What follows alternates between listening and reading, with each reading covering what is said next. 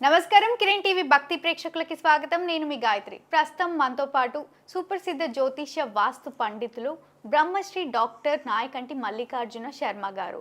వారితో మాట్లాడదాం. నమస్కారం. నమస్కారం అమ్మా.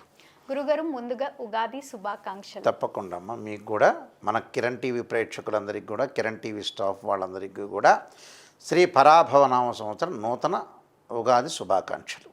గురుగారు, ఇప్పుడు వచ్చే ఉగాది మొత్తం కూడా శ్రీ పరాభావనామ సంవత్సరం అని అంటున్నారు కదా, అసలు శ్రీ పరాభావనామ సంవత్సరం అంటే ఈ యొక్క అర్థం ఏంటి గురుగారు? తప్పకుండా అమ్మ. ఓం శ్రీ గురుభ్యో నమః. ఓం శ్రీ మాత్రే నమః.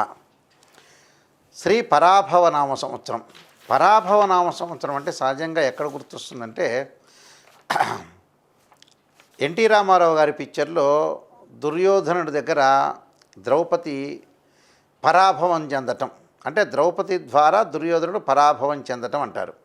అంటే పరాభవము అంటే ఏంటంటే అవమానము. అంటే దుర్యోధనుడు చెబుతాడు ద్రౌపది నన్ను పరాభవించింది అని. అంటే పాత సినిమాల్లో ఇవన్నీ కూడా ఓల్డ్ సినిమాల్లో ఉంటాయి. పరాభవం అంటే ఏంటంటే జీవితంలో అనేకమైన మార్పులు, పరిణామాలు, అవమానాలు, అనుమానాలు, గత అనుభవాలను దృష్టిలో పెట్టుకునే నామ సంవత్సరమే శ్రీ పరాభవనామ సంవత్సరం అంటారు.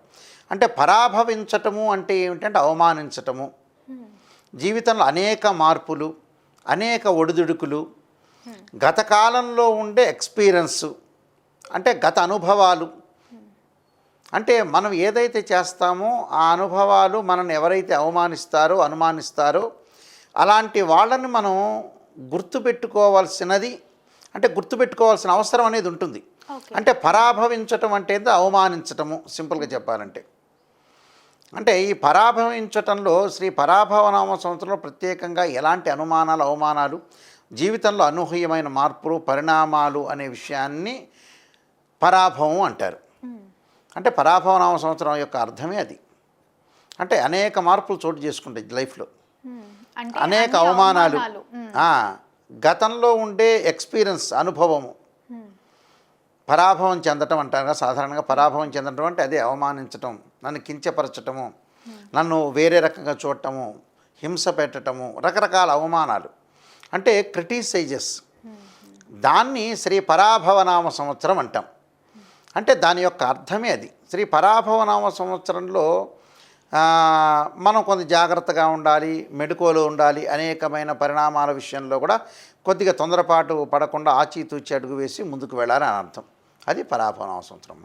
గురుగారు, శ్రీ పరాభవనామ సంవత్సరంలో కర్కాటక రాశి వారికి ఆదాయము, వ్యయము, రాజ్యపూజ్యము, అవమానాలు ఇవన్నీ కూడా ఎలా ఉండబోతున్నాయి? తప్పకుండా అమ్మ. కర్కాటక రాశి వారికి ముఖ్యంగా ప్రధానంగా 2 ఆదాయంగా, 11 ఖర్చు, 4 రాజ్యపూజ్యము, 7 అవమానంగా ఉంటుంది. అంటే 2, 11, 4, 7. అంటే 2 ఆదాయంగా ఉంటుంది, 11 ఖర్చు ఉంటుంది, 4 రాజ్యపూజ్యం, 7 అవమానం. అంటే వీళ్ళకి సహజంగా ఏమిటంటే కర్కాటక రాశి అంటే ఏమిటంటే పునరస్సు, పుష్యమి, ఆశ్లేష నక్షత్రాల్లో జన్మించిన వాళ్ళందరూ కూడా వీళ్ళు అవుతారు. అంటే పునరస్సు నక్షత్రము 4వ పాదము, పుష్యమి నక్షత్రం 1, 2, 3, 4 పాదాలు, ఆశ్లేష నక్షత్రం 1, 2, 3, 4 పాదాలు కలిపి కర్కాటక రాశి అవుతుంది.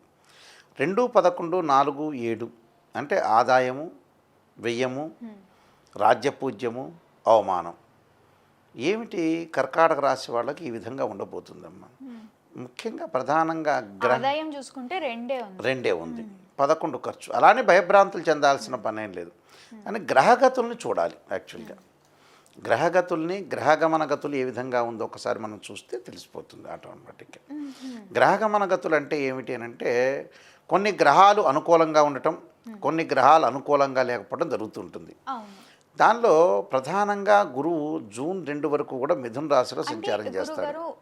గ్రహగమన గతులకి ఈ ఆదాయ ఫలితాలకి సంబంధం లేదు అంటారా? సంబంధం ఉంటుంది. ఆ సంబంధాన్ని క్యాలిక్యులేషన్ చేసుకునే పంచాంగ రచన చేస్తారు. అంటే రాజ్యపూజ్యము, అవమానం ఎందుకు వస్తుంది ఏమిటి అని అంటే గ్రహాల యొక్క సంచారం.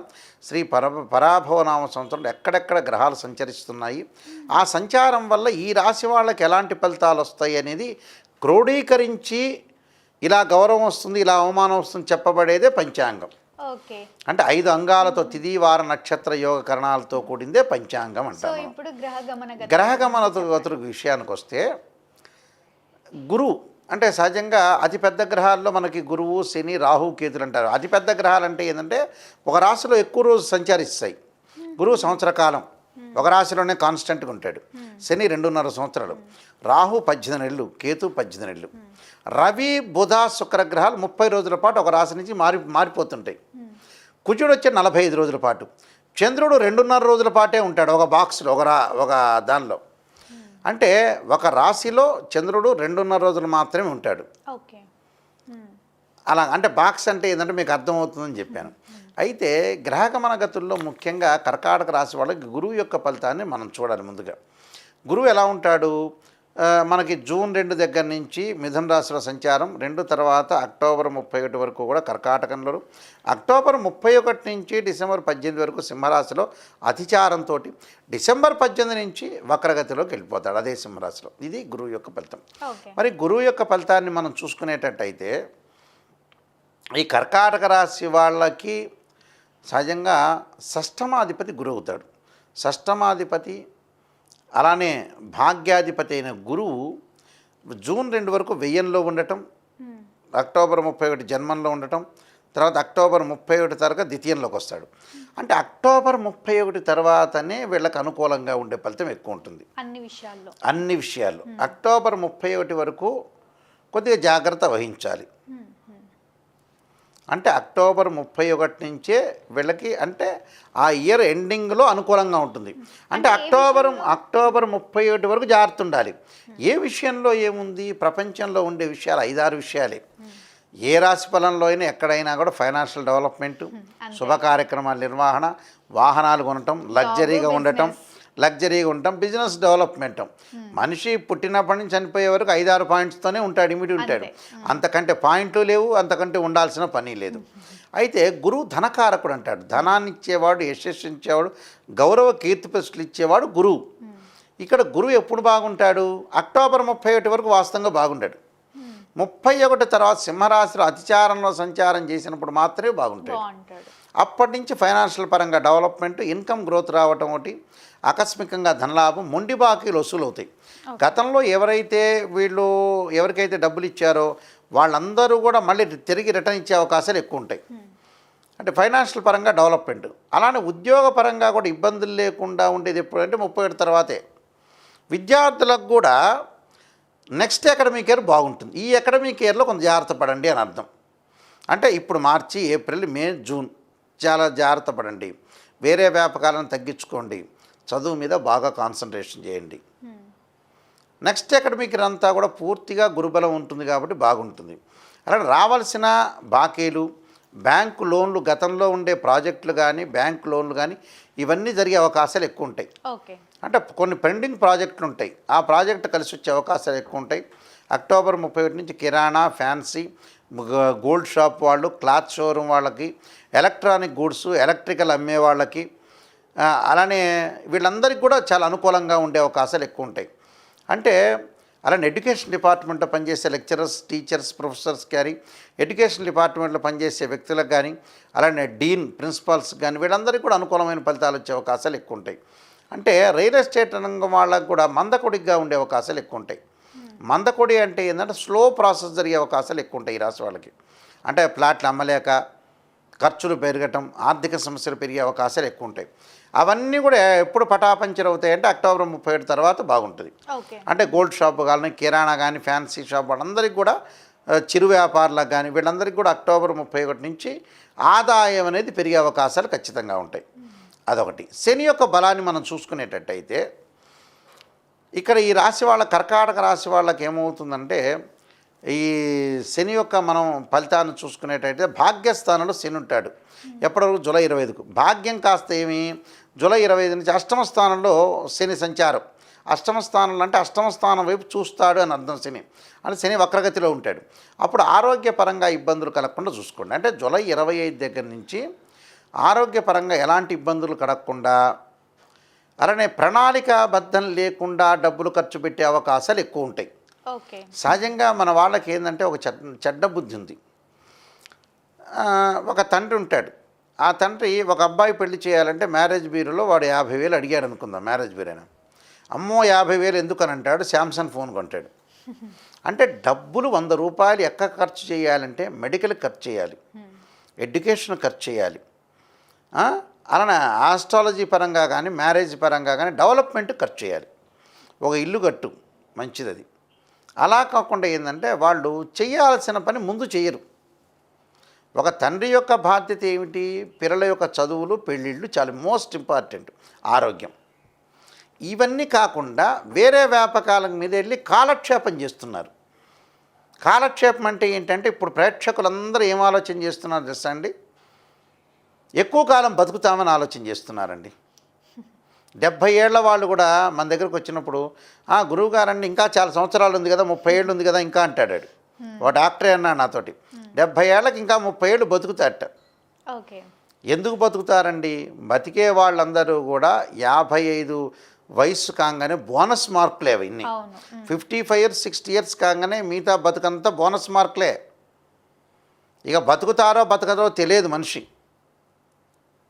బతుకుతారని జీవిస్తుంటారు వీళ్ళంతే. బ్యాగు సర్దుకొని రెడీగా ఉండరు వీళ్ళు. మన ఎందుకు చెబుతున్నా అంటే పిల్లల యొక్క పెళ్ళిళ్ళు ఇవన్నీ కూడా తొందరగా చేసేసుకొని ముగించుకోవాలి వాళ్ళు. తర్వాత రోజుల్లో బతికితే వెల్ అండ్ గుడ్ మంచిదే, బతకలేకపోతే ఏడుస్తాం, మనం బాధపడతాం అనే విషయాలు కొంత గుర్తుపెట్టుకోవాలి. అయితే గౌరవ మర్యాదలకి అనేది లోటు లేదు. గౌరవ మర్యాదలు పెరిగే అవకాశాలు ఖచ్చితంగా ఉంటాయి, దానిలో డౌట్ ఏం లేదు. కానీ కొన్ని విషయాలు జాగ్రత్త ఉండాలి. అధిక ప్రయాణం చేసే అవకాశాలు ఎక్కువ ఉంటాయి.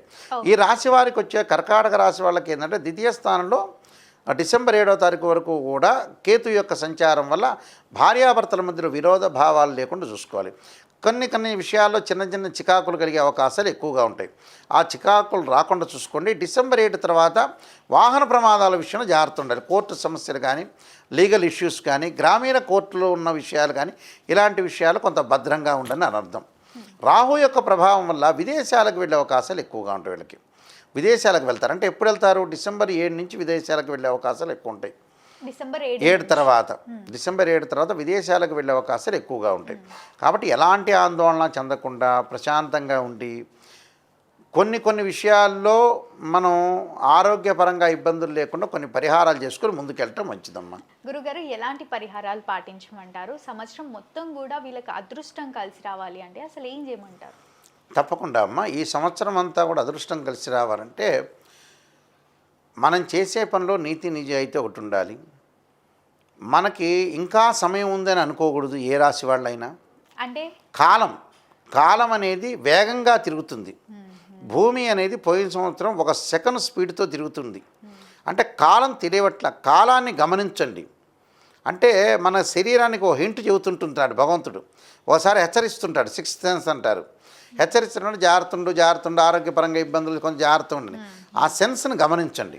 అదొకటి. భగవంతుడి యొక్క ఆరాధన చేయండి. తల్లిదండ్రుల యొక్క ఆరాధన కూడా చాలా ఇంపార్టెంట్. భగవంతుడి యొక్క ఆరాధనలో ఆదిత్యాయ సోమాయ మంగళాయ చ బుధాయ చ గురు శుక్ర శనిభ్యశ్చ రాహవే కేతువే అనే మంత్రాన్ని చక్కగా చదువుకోండి. నవగ్రహాల యొక్క ప్రదర్శన చేయండి. నల్లని ద్రాక్షారసంతో శనికి అభిషేకం చేయించండి. నల్లని ద్రాక్ష పండు ఉంటాయి కదా, అంటే ద్రాక్షారసంతో శనికి అభిషేకం చేయాలి. నీలాంజన సమాభాసం రవిపుత్రేమాకృత్యం ఛాయా మార్తాండ సంభూతం తం నమామి శనైశ్వరం అనే మంత్రాన్ని చక్కగా చదువుకుంటూ కానీ లేదా పురోహితుల ద్వారా కానీ శని యొక్క అభిషేకం చేయించండి. అంటే నల్లని ద్రాక్షారసంతో మాత్రమే అభిషేకం చేయాలి. అదొకటి. విద్యార్థులు ఖచ్చితంగా ముఖ్యంగా దత్తాత్రేయ స్వామి దత్త కవచంతో పాటు దక్షిణామూర్తి స్తోత్రాన్ని పారాయణం చేయాలి. దక్షిణామూర్తి స్తోత్రాన్ని పారాయణం చేస్తే వీళ్ళకి చదువు యందు వ్యాపకం పెరుగుతుంది. అలానే గణపతి యొక్క ఆరాధన, అంటే విఘ్నేశ్వరుడి యొక్క ఆరాధన చేయటం వల్ల కాలానికి విఘ్నము, మనకి విఘ్నం లేకుండా ఉండటానికి విఘ్నేశ్వరుని ప్రార్థన చేయాలి. అప్పుడు అనుకూలమైన ఫలితాలు వచ్చే అవకాశాలు ఉంటాయి. ఈ రాశి వారి అందరికీ కూడా, కర్కాటక రాశి వారి అందరికీ కూడా శ్రీ పరాభవనామ సంవత్సరంలో శ్రీ పరమేశ్వరుడు యొక్క కరుణాకటాక్షం ఉండాలని ఆశిస్తూ సర్వే జనా సుఖినో భవంతు. తప్పకుండా గురుగారు, కర్కాటక రాశి వారికి శ్రీ పరాభవనామ సంవత్సరంలో ఏ విధంగా ఉండబోతుంది, గ్రహాలన్నీ కూడా ఎలా ఉండబోతున్నాయి అని ఎంతో చక్కగా తెలియజేసినందుకు ధన్యవాదాలు. నమస్కారం.